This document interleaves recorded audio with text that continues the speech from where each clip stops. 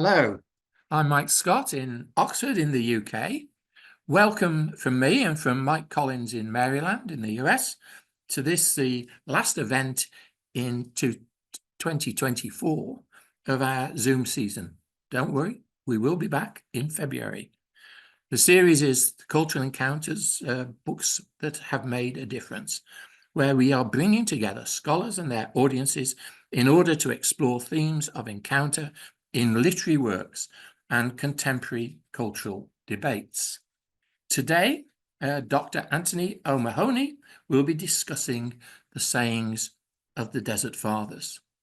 Anthony Mahoney is a tutor in Christianity and world religions at Blackfriars Hall, the University of Oxford, and at Blackfriars Studium, which is the seminary of the Priory.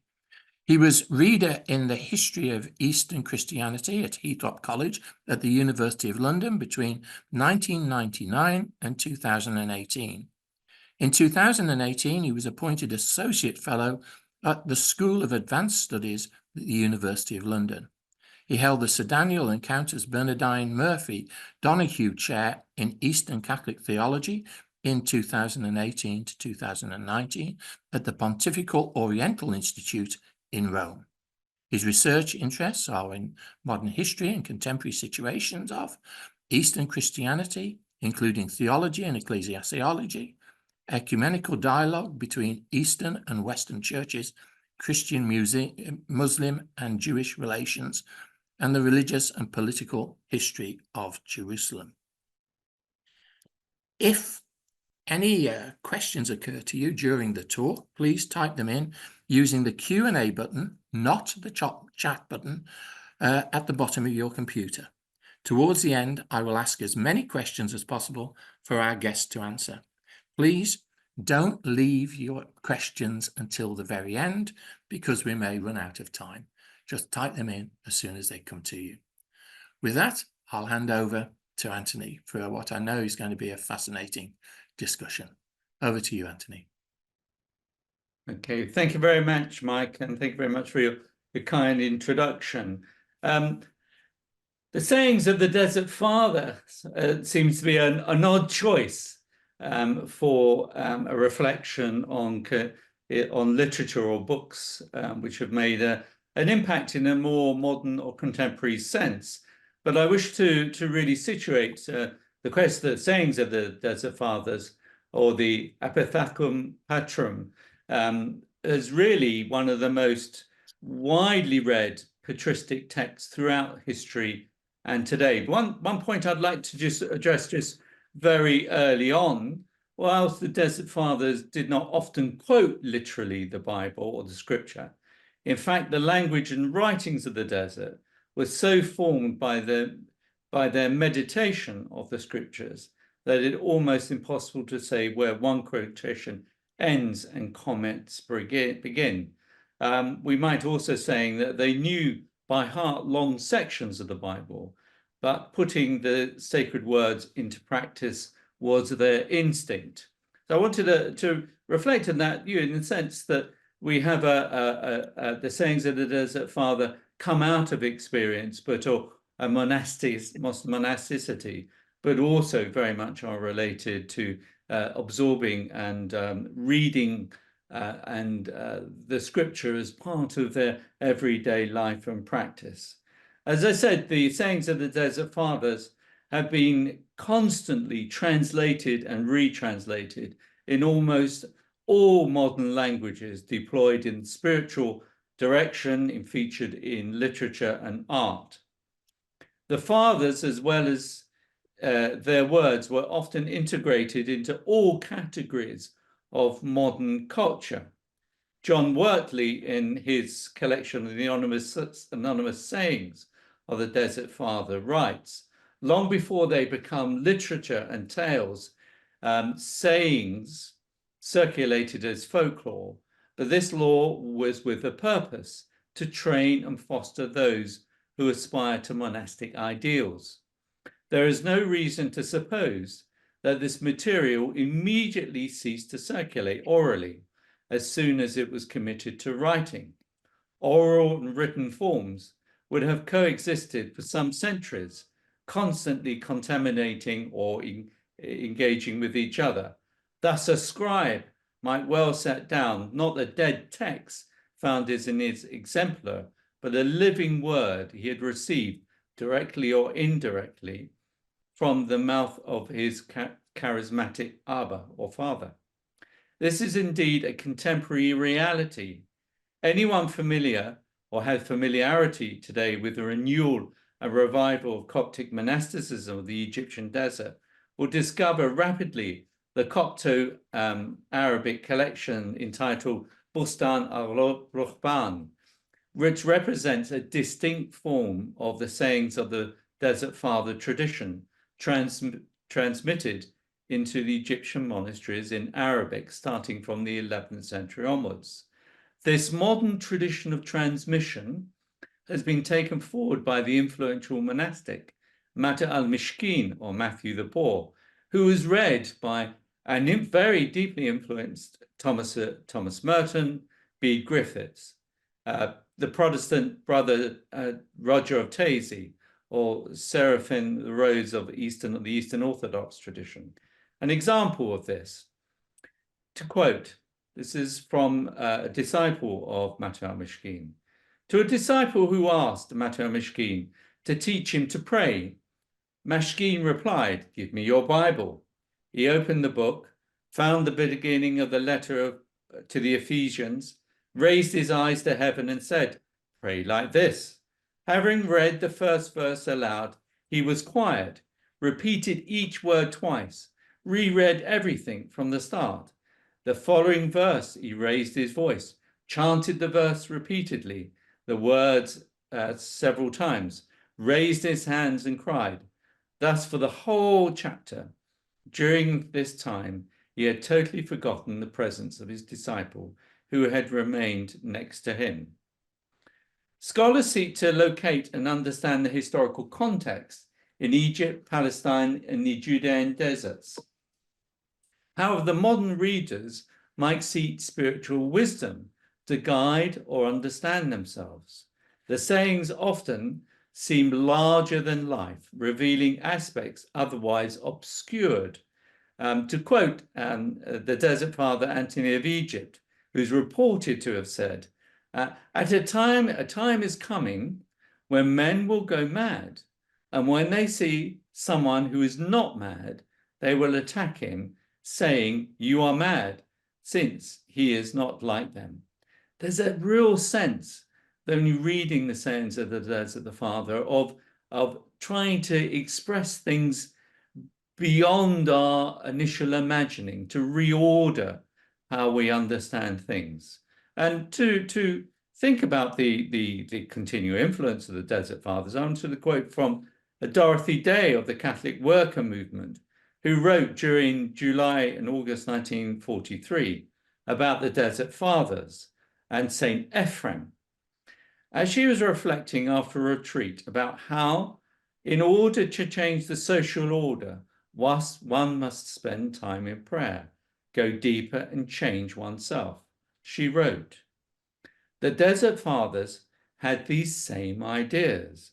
When times got so bad, when there was a universal conscription, for instance, they retreated by the tens of thousands to the desert waste to pray, to work, and God knows what the world would have been without them. Saint Ephrem came out when there was need and retired again to pray." Saint Ephrem is one of the great figures that emerge in the collections of the sayings of the Desert Fathers. And those who are of the Catholic tradition would be very aware that after the First World War, Benedict XV made Ephrem the Syrian Doctor of the Church in 1920. Also, Dostoevsky, in his Brothers Karamazov, unearths some of the depth of the prayer of Saint Ephrem in his voice to the elder Sosima. We're very much aware how the idea of the elders, particularly the revival of spiritual direction, or the elders in the Russian tradition, not just in the 19th century, but part of that great revival, was often modeled on the Desert Fathers. And to quote here from Dostoevsky, there is only one way to salvation, and that is to make yourself responsible for all men's sins. As soon as you make yourself responsible in all sincerity for everything and for everyone, you will see at once that this is really so, and that you are, in fact, to blame for everybody and everyone and for all things. You can see how that idea of transformation, the personal element of transformation, figures in both Dostoevsky but also in Dorothy Day. And I understand Dorothy Day was quite a close reader of Dostoevsky.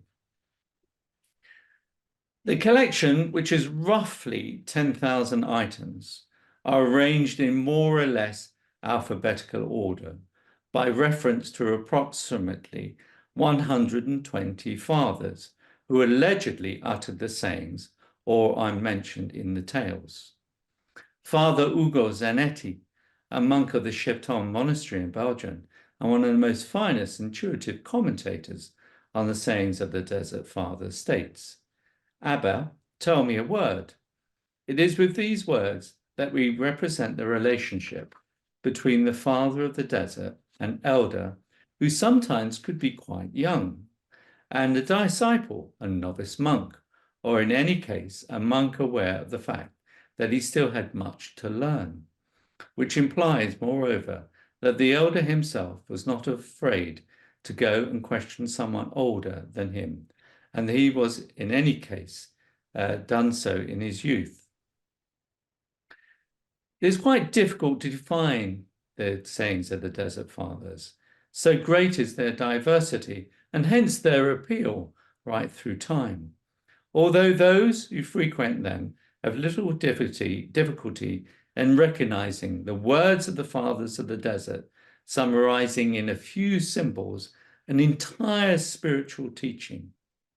The sayings, each bearing the name of some monastic virtue or difficulty: sorrow, sin, compunction. Discretion was one of the greater than all virtues. Obedience and humility. The sections are by no means of equal length, the longest being one on discretion, with the shortest concerning hospitality and almsgiving. The classification is by no means rigid. Items occur in one section which might very well have been placed under another heading or under several headings. I'd like to just offer a few examples from St. Ephrem. And this is from the Sayings of the Desert Fathers, which was published by Cistercian Publications. And Benedict Ward, who was a Benedictine monastic who was based for many years in both Oxford and Britain, who was translated the texts. And I'd just like to read from some to give you a sense, I think, of where we are. So St. Ephrem. While yet a child, Abba Ephrem had a dream and then a vision. A branch of the vine came out of his tongue, grew bigger, and filled everything under heaven. It was laden with beautiful fruit. All the birds of heaven came to eat of the fruit of the vine, and more they ate, the more the fruit increased.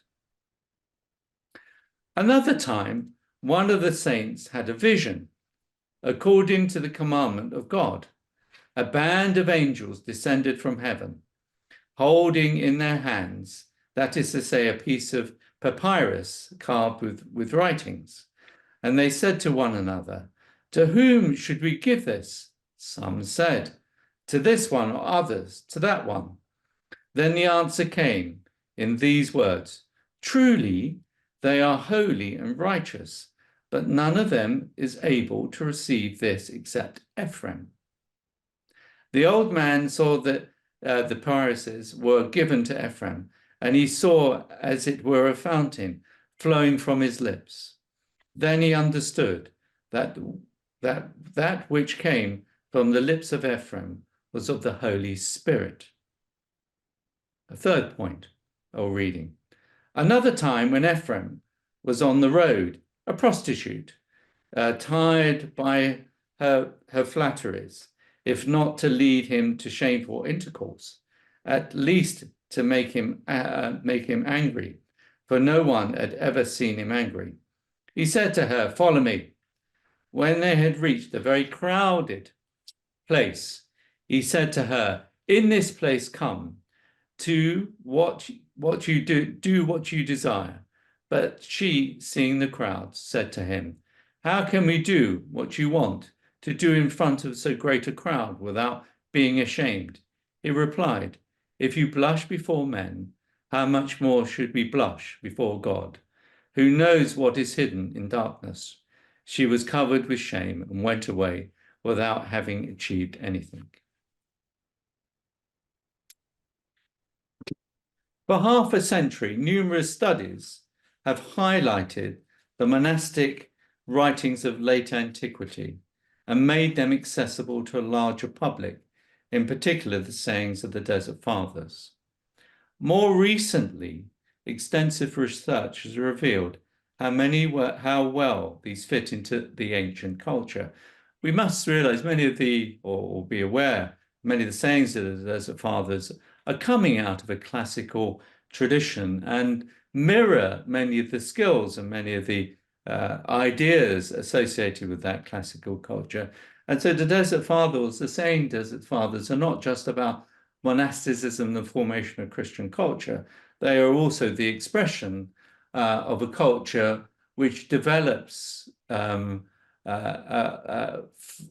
within the environment with the great classical knowledges itself. So undermining thus the traditional image of an illiterate anchorite lost in the middle of the desert and dreaming only of ascetic exploits. It is certainly true that some monks corresponded rather well to this portrait conveyed by literature, but it must not be taken as more than as a symbol, one could say has been called a logo for today, than as a faithful image of reality. Indeed, if only a few hermits had a deep and expansive culture, many enjoyed at least a basic or even an average education, could read and write, and access to popular wisdom. Remember, popular wisdom, I think, is something that infuses the sayings of the Desert Fathers. And in many ways, their popularity today, or the fact they're quite read today, is that they can respond and engage with popular discourse and popular culture. We found them mirrored in all art, in literature. Some have suggested Star Wars. The ideas of Star Wars can be found within the Desert Fathers. So they're quite an extraordinary piece of writing or collection of sayings and writing. And although we are very distant from them, their capacity to engage and mold and change with culture, in dialogue with contemporary culture, is quite remarkable. One difficulty, however, arises in the referring to this literature if most of the monks we have in mind who lived in the 4th century Egypt. It is also clear that the large collections of the sayings, which are most often referred to for ease, have been written towards the very end of the 5th century and in the first half of the 6th in Palestine by cultured monks eager to produce an edifying literature designed to shape the seekers' minds, to train them for monastic life by providing them with models and putting at their disposal a treasure of sayings and stories suitable for making them think. For that end, they made use of a rich oral tradition, as well as a small written collections that began to circulate at the end of the 4th century, the oldest probably being from Evagrius in 399. It is therefore quite right, as has been recently argued, that these collections allow us to study the spiritual pedagogy of the Palestinian monasticism of the 6th century, and in turn, to see how wisdom is being transmitted from the classical period up to modern times by forms of monasticism, Eastern and Western. I think the point I want to get over a little is how the sayings of the Desert Fathers, whilst ancient, whilst embedded in a very particular culture and time, are ones that have been transmitted all through different forms of cultures and languages. We think of it as Coptic, Armenian, Greek, Latin, translated in all the major modern European and global languages. So their capacity to be translated not just into the local idiom or a national tongue, but ones that can actually engage with modern contemporary culture is quite extraordinary and demonstrates their capacity, their ability to be molded and engage or mold even culture we live in today. Since these sayings were also circulating, medieval Christian world and continue to be read today. On the other hand, however, it's not justified to conclude that these texts, since they're already more than a century old, when they were collected in a systematic way, would only reflect an idealized view of life for the Egyptian Desert Fathers of the 4th century. If one cannot be rigorously sure of the accuracy of every detail, the overall picture they give us reflects quite correctly the monastic experience, as is confirmed by ancient testimonies, archaeology, present-day observations, and informal analysis of what they mean to tell us. I'd like to just situate them very briefly in the more wider monastic landscape. We often think of monasticism, possibly we think of 4 particular contexts.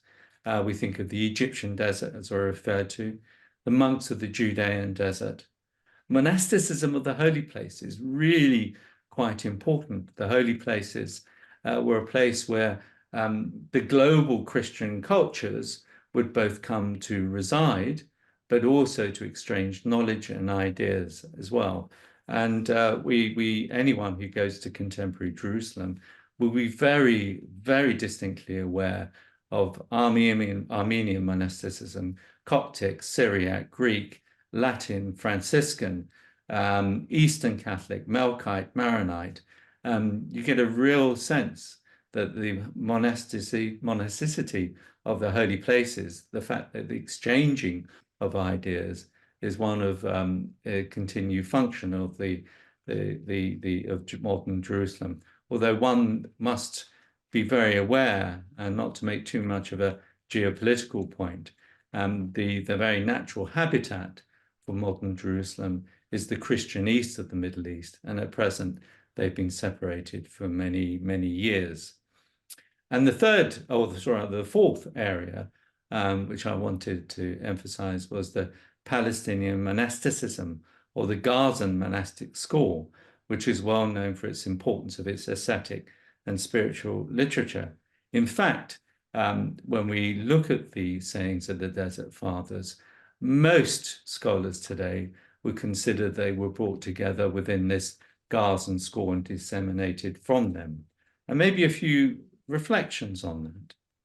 Yet the most important contribution of monastic school of Gaza has been this question of its ascetic and spiritual literature, which has been deeply influential on all forms of monastic culture. And beyond that, how the sayings of the Desert Fathers have come into modern and contemporary literature across the board, both for religious and for lay people and cultures.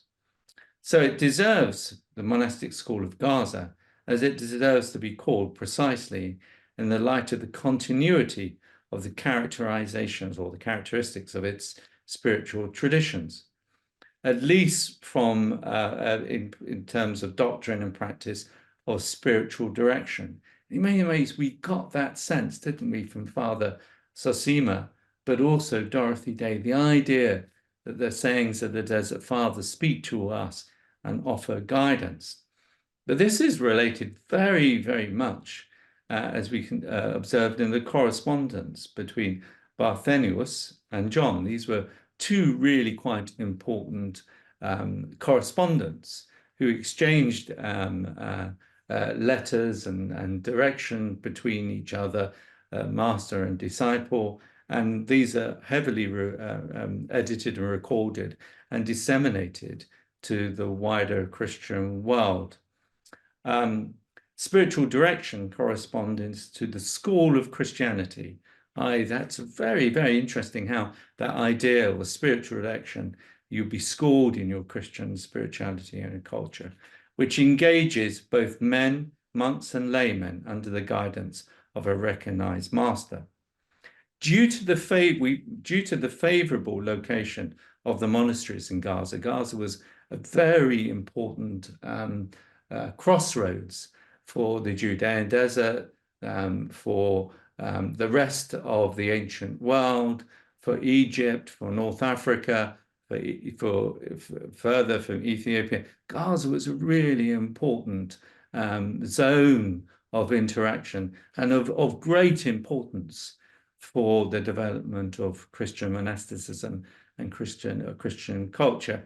Unfortunately, much of that is forgotten today, and hence the importance of recalling it within our reflection on the sayings of the Desert Fathers. Anyway, due to the favorable location of the monasteries, which as a rule was situated not far from inhabited centers, they weren't necessarily desert monasteries in the same way that you would find in some of the remoter parts of Egypt, and towns and villages. The intense interaction of the monastic fathers with laymen emerges as one of the most distinctive features of Gazan monasticism. Once again, the fact of sharing the spiritual ideas for monks and laymen reminds us of other monastic models, such as the Basilian model.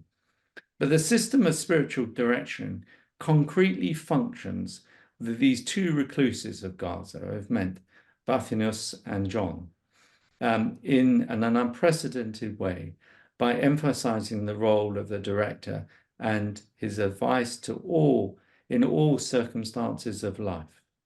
In this sense, the letters of these two recluses of Gaza should be regarded as a unique document of the ascetically orientated Christianity permeating every realm of existence in conformity with the precept of cutting into the will.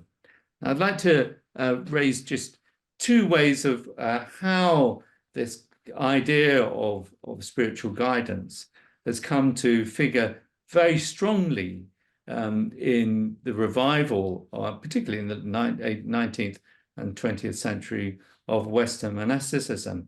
And I'd like to quote here from Michel van Peys, who was again a monk at Georgetown, but also recently the abbot of Grottaferrata, the only surviving Italo-Byzantine monastery in Italy, very close to Rome, where he picks up on the question of spiritual masters and spiritual direction. And he quotes his experience of meeting Mata al-Mishkin.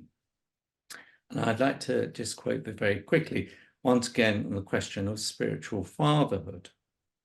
You must imagine you are like John the Baptist. He points to Christ. Jesus goes ahead, and the young monk follows him. He must learn to walk in Jesus' footsteps, to not lose sight of him, to drink in his wisdom. You yourself must walk behind the young man. When you see that he no longer follows the path of Christ, you must warn him or exhort him not to leave the path, show him where Jesus goes, who precedes him.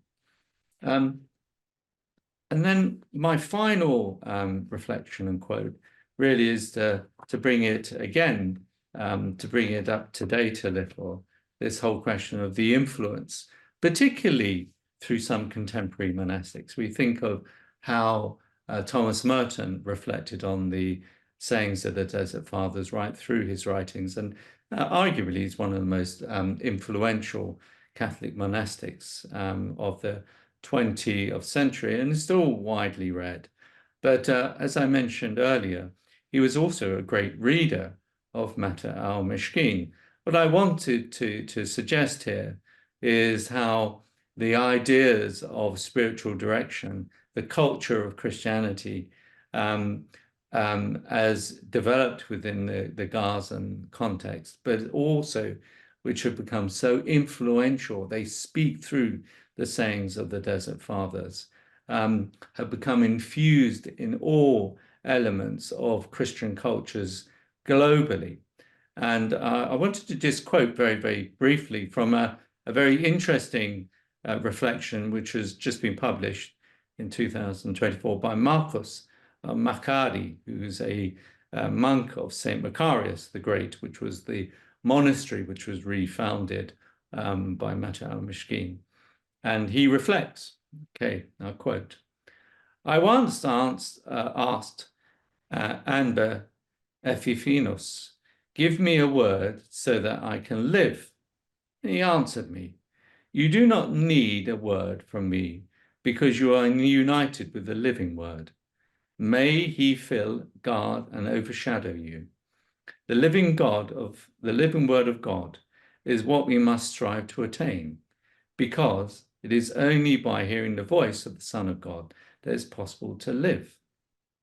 For this reason, the sayings of the Desert Fathers will continue to be transmitted and experienced within the monasteries of the Egyptian desert tomorrow, as long as there is even one single Abba who serves as a channel for the voice of the living word, emanating the fragrance of Christ, the fragrance of love that preserves, generates, and gives life, as long as he is incarnation of the spirit of the sayings of the Desert Fathers, becoming himself a living saying, as long as belonging or beholding as in the mirror of the glory of the Lord, with the unveiled face.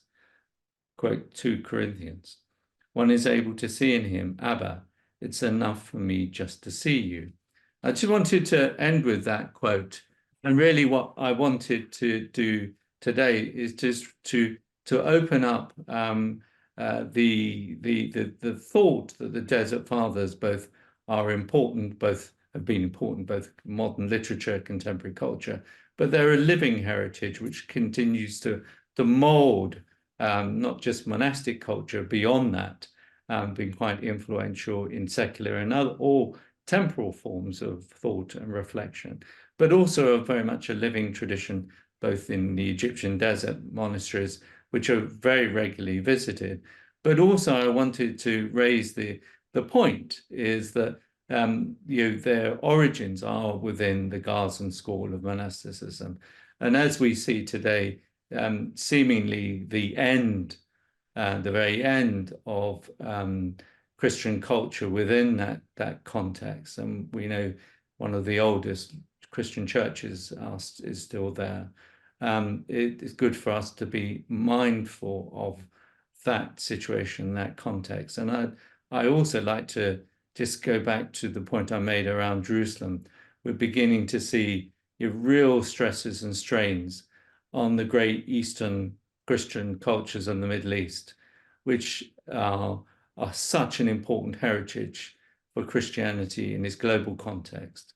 The Pew Foundation some years ago suggested that Christianity was a third of the world's population. Well, Christianity within the Middle East is well within 1%. However, it's where we find our spirituality, our theology, our ecclesiology, questions of Christology. In modern terms, the great figure like Charles Malik, who was one of the drafters of the Declaration of Human Rights, one of the key documents of the 20th century. You can see how his theological understanding of conscience is very much a theological understanding imbued within that.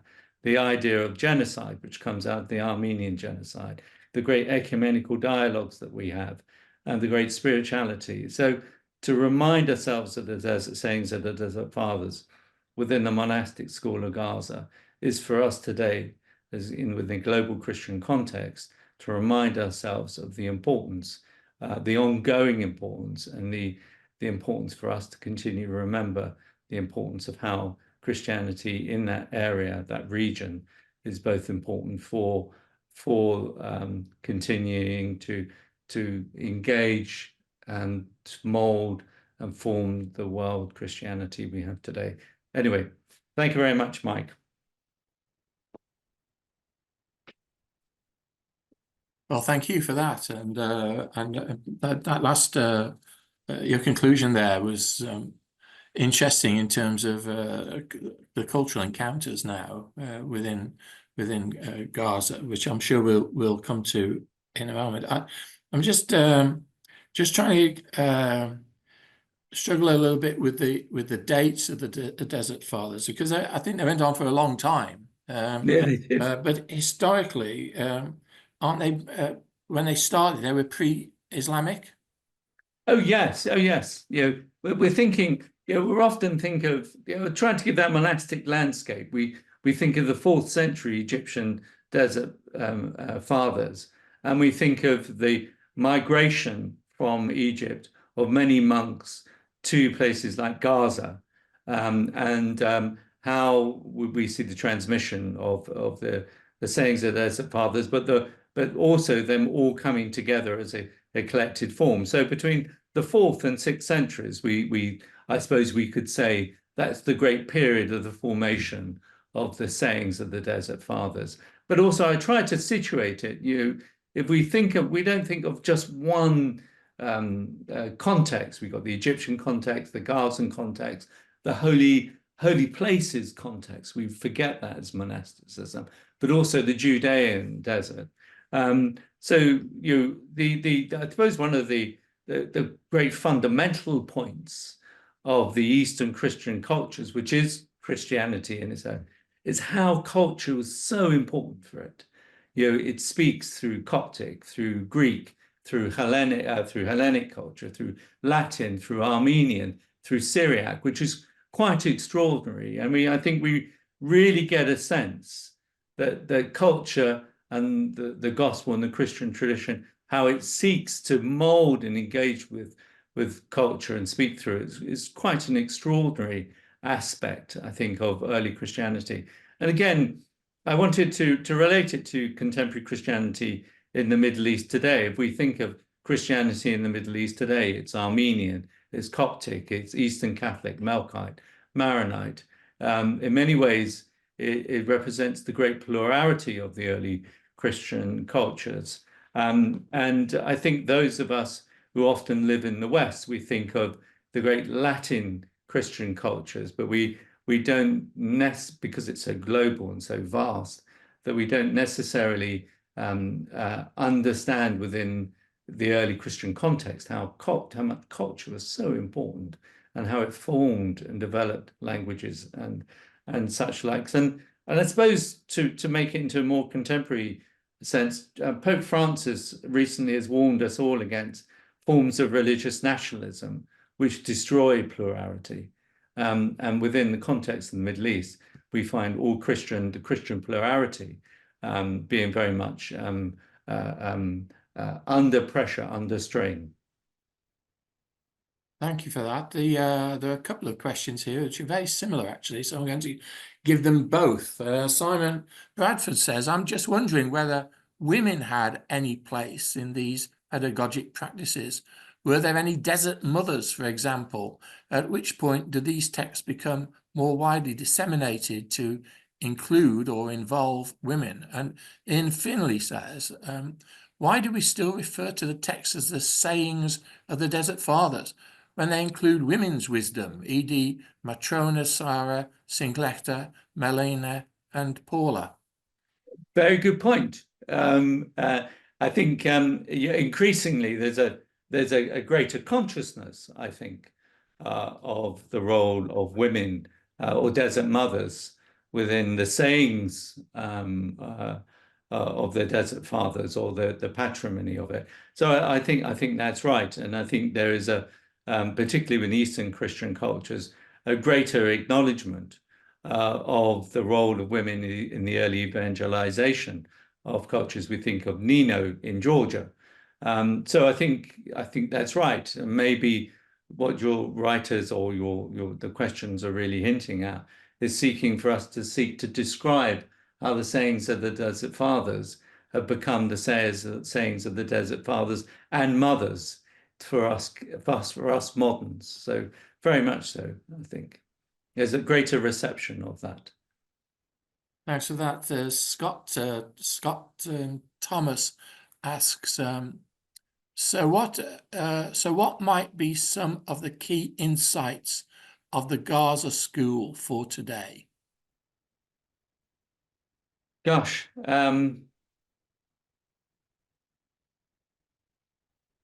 he says, given the conflict there, so yeah, I should just come up. yeah. What might be some of the key insights of the Gaza School for today, given the conflict there?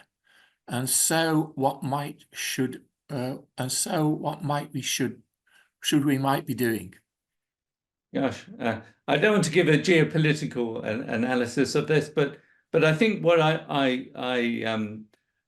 one could say, what was very in a sense quite extraordinary about the Gazan School is how, within the context of an exchange between both contemporary culture, mercantile culture, it was very much a crossroads, how it drew in many ways, made like a metropolis, drew so many people to it to both exchange ideas, to form ideas, but also how the collections themselves, or the sayings of the Desert Father, came together in a way which were both not necessarily outside of its monastic context, but increasingly scholars would say how both the secular, or you could say the temporal and the sacred world, cohabited around this question of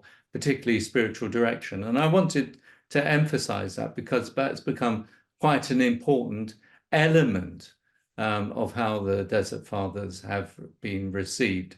But I suppose if there is a geopolitical point to be made, is that as we're seeing right across parts of the Christian east of the Middle Eastern region, the destruction or the ending very much of Christian cultures and Christian presence, how much it reduces the region, but also how much we lose as a global Christian culture, and how much that, in a sense, offers to the wider world.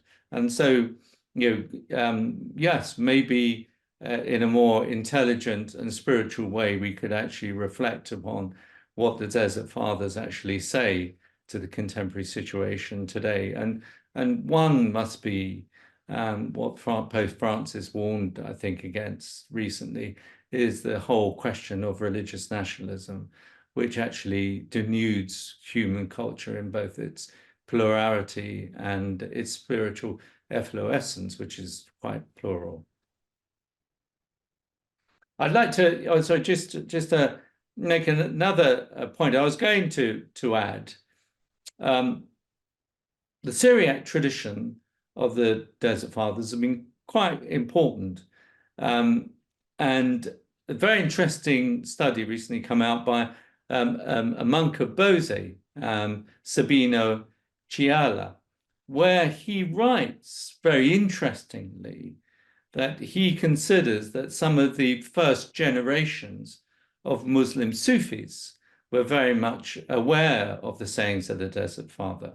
And he raises this hypothesis that many of them were known by the early Sufis. And there's been a great deal of exchange on that, but a discussion on that, the influence of the sayings of the Desert Fathers upon early Muslim spirituality or mysticism.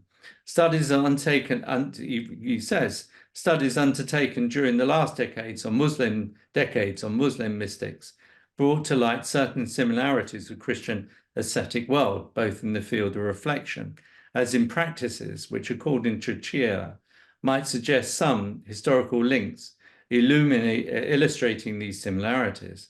It is generally known that Muslim mystics frequented Christian monasteries. The sayings of the Desert Fathers, which Christians from the Syro-Mesopotamia translated into Syriac, be among those books read and meditated upon by the Sufis. And so it's an interesting, and that's been suggested by many, even by Kilistos Ware here in Oxford, the influence of Christian spirituality on early Muslim spirituality. So I suppose that could go back to, I think, Scott Thomas's earlier point about Gaza. The whole question of interreligious exchange is something we're very, very conscious of today. So maybe within the context of the dissemination of the spiritual, the sayings of the Desert Fathers, how that impacts upon other religious cultures, but also how it impacts upon our own temporal cultures of today. And I suppose if we're going to make a wider point, since it's thought since 2003, both 80% of all Christians have left Iraq. By 1967, all Jews left Iraq. Mesopotamian civilization, which drew upon all these cultures, Christian, Jewish, Muslim, and others, in a sense, created a Mesopotamian genius. Today, we've seen the reduction of that, the great Christian culture of the Church of the East and the Chaldean Catholic Church, which you should be mindful of, which grew out of Christianity, but outside of the whole Roman Byzantine Empire. It's one of the most unique forms of Christianity. And we know that it spread all through to Central Asia. And we think of the impact it had of its encounter with China. And we think of the Stele, where Manchurian and Syriac characters describe Christianity from the 7th century. So in a sense, one of the points I wanted to make about the importance of the Desert Fathers is its culture, what generates it, not just how it's received. Thank you for that. I just bring another question in there from related to that, which is to do with when the Desert Fathers started and started going in. They first went into villages and then went into the desert, and they weren't all at first hermits. They were actually became, but there was a problem about the control of what they were saying and what the church was saying, wasn't there? What was happening in as the Roman Church and what they were saying themselves. I think what the question is hinting at is the great disputations around the questions of Christology, which happened within the early church, and they are, as you know, legend. About the character and the identity of Jesus, and how do we describe Christ? And so the relationship between, if you wish, the Desert Fathers and the ecclesial world was always one of both mutual enrichment, but also bound to be of tension. So yes, there are, and continually there have been radical monastics. I think I've quoted Matteo Mishkin, who is really quite influential today, and really one who represents some of the best traditions of the sayings of the Desert Father, fell out with his own patriarch, Shenouda, at the time, and went off to the desert. So that continuing tension between radical religious thought and the ecclesia is ever present. But I'm not quite sure. Some read it as a conflict which has no benefits, but actually it does have a great deal of benefits. You think of the tension of I mentioned Dorothy Day and the Catholic worker movement it had with elements of the church in the 20th century. And then towards the latter part of the 20th century, 21st century, some were considering her a saint. So there is always great tension between, but in a historical sense, yeah, there was a between those who supported Chalcedon, those who didn't. In fact, the Gazan school became very important for the final reception of Chalcedon Christianity. But that's in a sense, we see and we can read through the fathers how some of that tension, the ecclesial tension, is there. But still, what emerged from the sayings themselves was a collective desire to put all Christian thought together for the vivification of both believers, both laymen and monastics. And the other way, I suppose, to look at it is that monastic vocation is very much a lay vocation, because it's an ascetical vocation. It's not necessarily connected to the ordained ministry or priesthood. Cultural encounters there, I think. Yes. Oh, very much so. And I want to make this point, and it's a simple point, but the sayings of the Desert Father has been translated in virtually every language, just like the Bible has been translated, it's received by different cultures in many different ways. But I can't think of any collection of virtuous thought, if you wish, which has been translated in such a wide range of languages and been disseminated so globally. And also how, in many ways, the idea of the monk and the disciple has become a very classic cultural form. Thank you for that. Do you want to say anything, Mike, at the moment? No, I was going to. There is one other question that just came in, so perhaps it would be more appropriate to. Yes, there's one from Erica Hunter who talks about fragments translated into Sogdian have been found in Tufan and in Jiang and other provinces in Western China, and these fragments are now in Berlin, I think she's saying, but truly demonstrate the international dissemination of the writings. Julia, which is, just... Again, that's extraordinary, because the discovery of the Turfan manuscripts in Central Asia are really quite important for describing the dissemination of Christianity right along the Silk Road. And Erica Hunter, who's I think is one of the scholars of this whole area and cataloging all the manuscripts, what she's suggesting is how influential the sayings of the Desert Fathers were propelled from places like Gaza in its final form to the wider world. Now that is quite extraordinary. When we think of contemporary China, where there's a huge contemporary encounter between Christianity and Chinese civilization, Chinese Christian intellectuals will reflect on the fact that it is with the Syriac churches that its first encounter with Christianity took place. So the ressourcement of the sayings of the Desert Fathers are becoming more of a contemporary mode of understanding the character of global ressourcement as Christianity has become more global itself. And I think what Erica is hinting at is how much that, in a sense, echoes a very earlier period. So maybe we are living in a new Silk Road with the Desert Fathers going up and down it. Frank Gigacitis says, is there any connection between the Desert Fathers and the tradition of the anchorites in the UK? And Julia Taranto says, let me see this now. I assume that the sayings are based on the teaching of the apostles and followers and passed down over the years, in which case were there differences between the interpretation of different countries, or was there much more general agreement within the monastic world?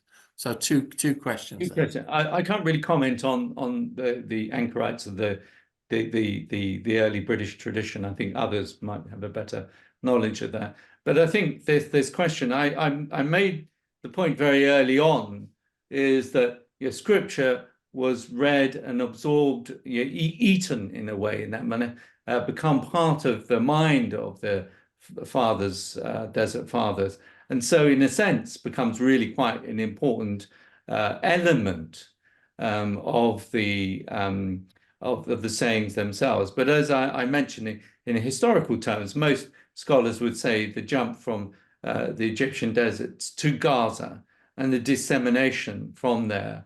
In a sense, we start to find an authoritative collection, and that's the collection we have today. Although it's informed by different modes as it goes along, and again, the sayings are translated in Armenian, are in Arabic, are in Latin, are in Greek, in Syriac, and so the reception of the sayings in the different cultures of Christianity, is very much, a specialist discourse. But also, what's quite interesting is how they're received within these different Christian ecclesial and theological contexts, sometimes at times of controversy.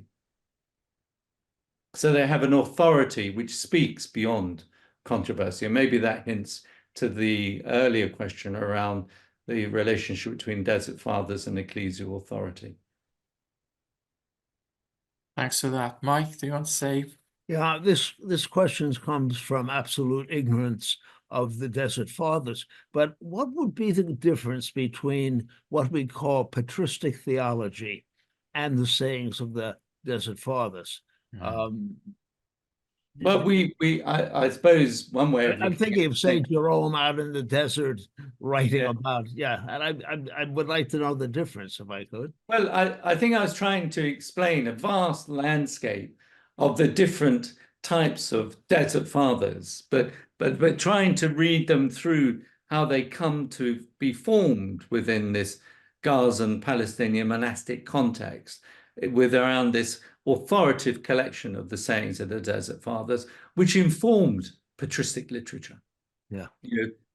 Which is both patristic literature, you could say early patristic literature informs the sayings, but they go on also to inform the patristic. So in a sense, you can say that sayings of the desert fathers are not outside of the patristic tradition, but a part of the patristic tradition, but also form the patristic tradition, and continue to do. If we say that the Christian tradition is quite extraordinary. It lives in history, the transmission of ideas, of thoughts, all through history, all through the Christian world. It's something that is part of our landscape. That's why we have church councils. We all gather together to read the signs of the times. So it's a living tradition. And I think what is quite fascinating by the sayings of the Desert Fathers, that they have become quite an important living tradition. And the point I wanted to make by bringing in some of these contemporary voices, how much they still speak to people today in very different and distinct situations rather, from someone like Dostoevsky or Dorothy Day or Matar Mishkin or Michel van Prez. All of them are contemporary, but they receive the sayings of the Desert Fathers in their own contemporary sense. And you could multiply that in so many different ways. So it's an odd book to choose in a collection. However, I think we have many contemporary witnesses to the fact that it's continued to be received. And that gives you a hint of the dynamic character of history within the Christian tradition, which is always engaging with humanity as it unfolds today.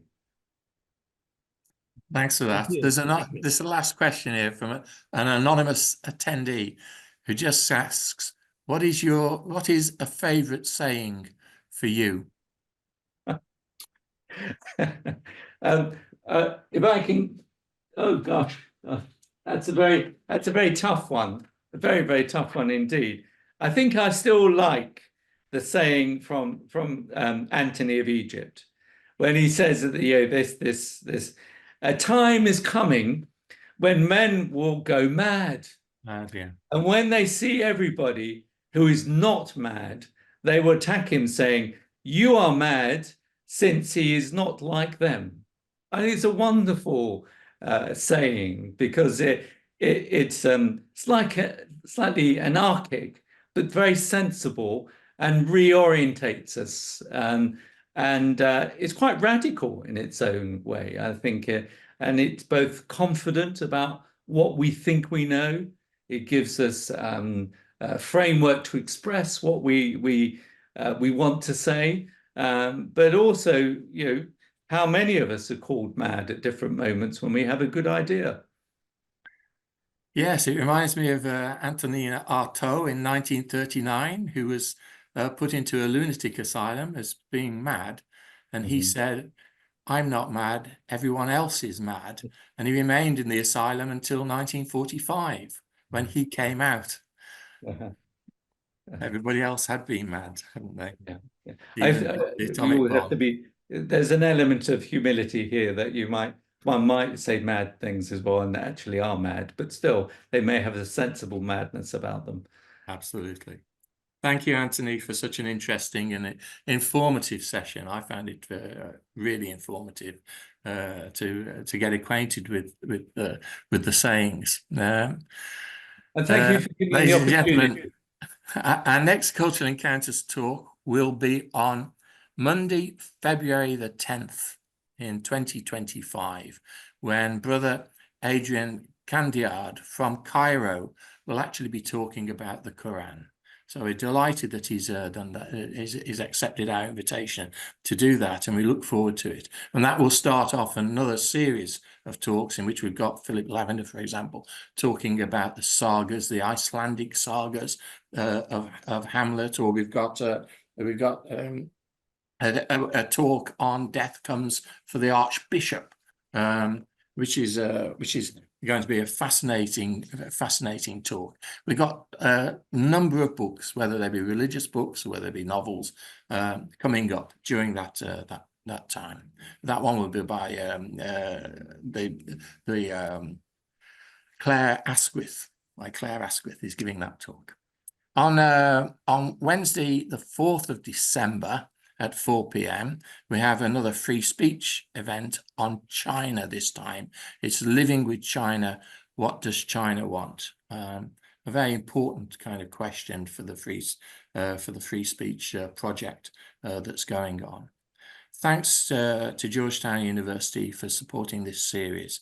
I'd like to make a special thanks to Jack DeGioia, the president of Georgetown, who, as you probably know, was taken very ill last year with a stroke and has now actually resigned from the university. We wish him well, and we thank him for all his wise words, for the way that he has helped that university over the last 20 years. He's been a wonderful president, and I think he's going to be greatly missed. And without him, this series wouldn't have started and wouldn't have continued. We thank also the Vice President Global Affairs, Tom Banchoff, and thanks to the administrators, Julia Murillo and Mary Gordon. I'd also like to thank Blackfriars Hall, to John O'Connor, the Regent, Richard Finn, the Director of the Las Casas Institute, and to John Angus Macaulay, who's the administrator. I'd like to thank Maggie Scott for her help in administering this. I'm Mike Scott, and I'm from Blackfriars Hall in Oxford. You can follow me on LinkedIn at Professor Michael Scott, and at Facebook at Michael Kerr Scott. Thanks again to Anthony. Thanks to Mike Collins in Maryland, and thanks to those who've put in questions, and thanks to all of you. Have a good holiday period, and we'll see you again in the new year. Bye-bye.